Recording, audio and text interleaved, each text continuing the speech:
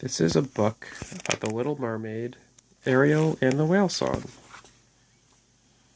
And we're going to read it to Flora, the fairy godmother. Ariel, called a voice from beneath the brilliant blue water. Ariel dove into the sea and found her friend Flounder waiting for her. Hello, Flounder, she said cheerfully. Isn't the water lovely today? Oh, you should come up to the surface. The sun feels so nice. Flounder smiled and shook his head. I think I'll stay down here, he told Ariel. Well, we should get back to Sebastian anyway, Ariel said, pushing her long red hair off her forehead. I promised him I would sing at the concert today. Sebastian had organized a special concert for the first day of summer. Ariel was sure he'd be setting up for it already. She was also sure that he would not be happy if she was late. Ariel and Flounder swam side by side toward home. Ariel admired the beautiful coral reef as they passed it. There are always new things to discover in the ocean, she thought. I wonder if I have time to stop off at the shipyard before. Ah, came a shout from behind her. Flounder was quivering and covering his eyes with his fins. Oh, Flounder, it's just a little crab, Ariel assured him.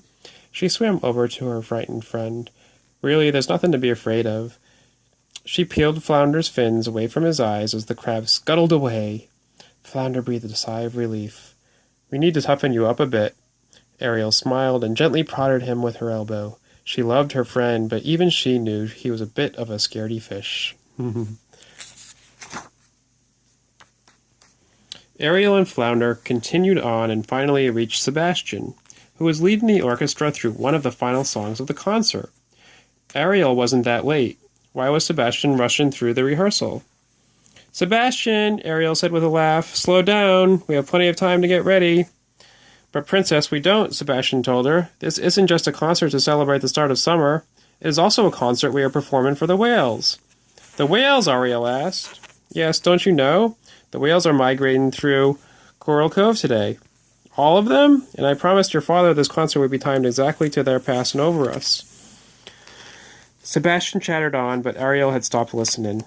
The whales. She would love to meet a whale, but how would she meet one if she was singing at the concert?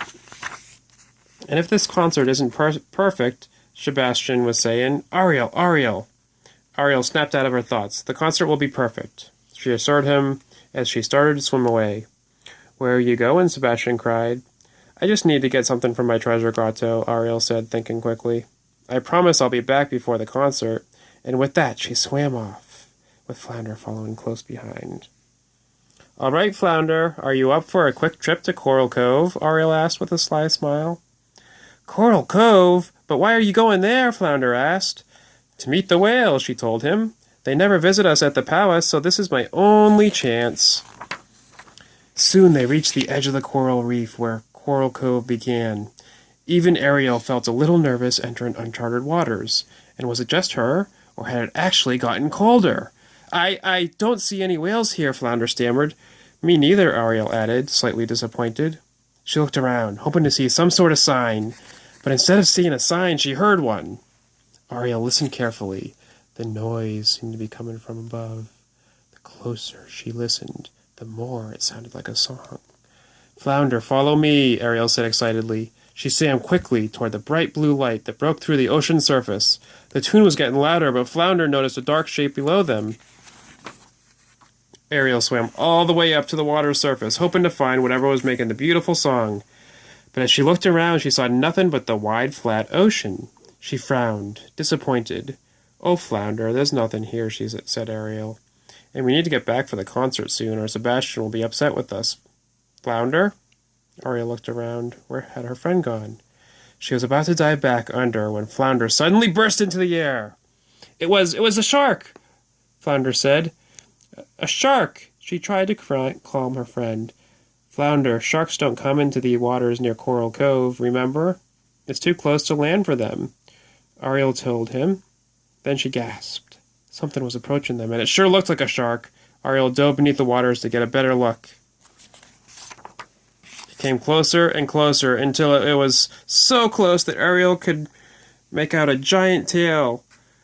But before she could figure out who the tail belonged to, it made a giant swoop-in motion, and an underwater wave surrounded Ariel and Flounder with bubbles. When the bubbles cleared, Ariel was amazed at what she saw. It was a mama whale and her baby, and they were singing. Whale song, Ariel whispered. It's beautiful, Flounder said, amazed, and also relieved that there was no shark. Ariel and Flounder floated next to the whales for a few moments, knowing they might never get this close again. Ariel listened carefully to the melody, then she sang back to them. The whales smiled at her and continued to sing the tune, and Ariel joined in. Suddenly, the two whales headed straight toward the ocean's surface and flew into the air. They created a beautiful arc over the water and then belly flopped onto the smooth surface of the sea. The huge waves sent Ariel and Flounder soaring into the air. When they landed back in the water, they both had to catch their breath. Then they burst into laughter. That was pretty fun, Flounder cried, still giggling. Thanks for making me come along, Ariel. Ariel smiled. It had been an amazing afternoon, but now it was time to go back home. Ariel and Flounder arrived just in time for the concert. When it was time for Ariel's solo, she decided to make a slight change. She belted out the beautiful whale song she had learned from the mama and baby whale. Sebastian looked at Ariel in surprise, and Ariel winked at him. As she continued to sing, she could feel the water currents change, and she knew the whales were passing by. She smiled and sang even That's right. She smiled and sang even louder to celebrate the start of summer and to honor her new friends. The end.